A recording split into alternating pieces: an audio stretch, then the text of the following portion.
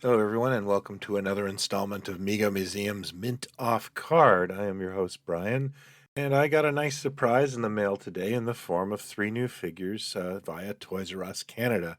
I don't know why Canada has gotten these figures early, but this is a nice change for us, to be perfectly honest with you. So the first one I thought we would take a look at is Willy Wonka from the 1970s movie Willy Wonka and the Chocolate Factory, which of course starred Gene Wilder. And if you're a Gen X kid like me, you might be mildly obsessed with it. Freaked me out as a kid, and then therefore I became obsessed with it. Especially loved Gene Wilder's performance. So this Mego was definitely something that I was surprised that they were doing and also kind of super pleased about as well. I've really been looking forward to this figure, so let's dive in.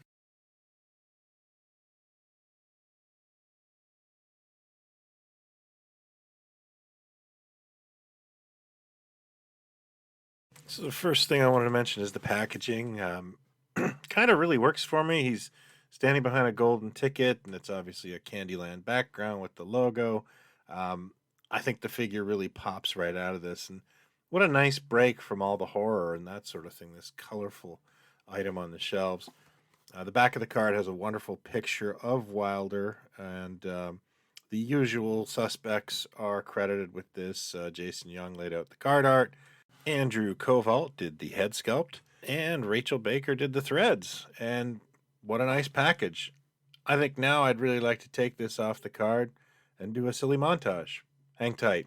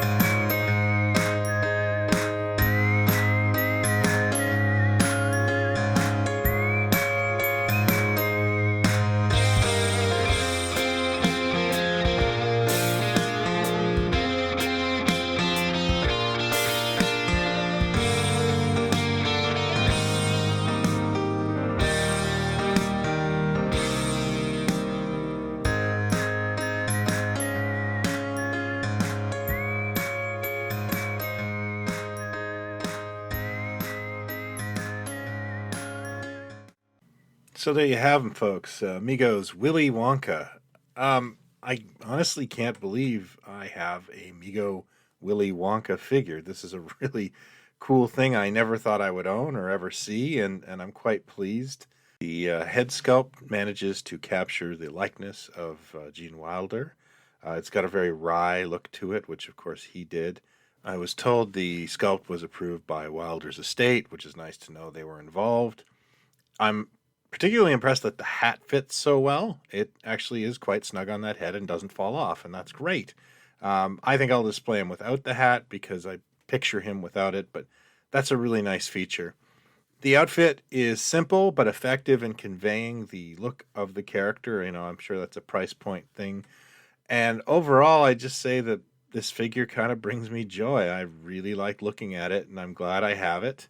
I'm glad Canada got it a little early, so I was able to bring this to you, and I'm quite thrilled. I don't really need any other characters from the movie all that much. I'm not really in need for a whole line of these. This is perfect. This will fit in nice with my collection, and it's just such a nice break from monsters and superheroes. Not to say there's anything wrong with that, but I always like characters like this.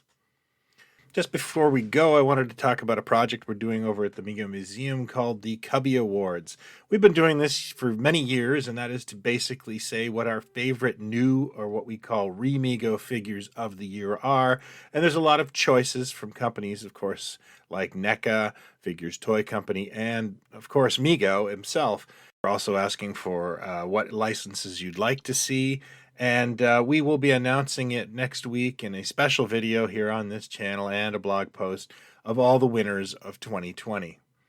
Thanks as always for watching. I'd love to know your thoughts on Willy Wonka. You can leave them below in the comments or hit me up in Megomania, our Facebook group, or of course the forums at MegoMuseum.com. Thanks as always for watching. Until next time, buy what you like.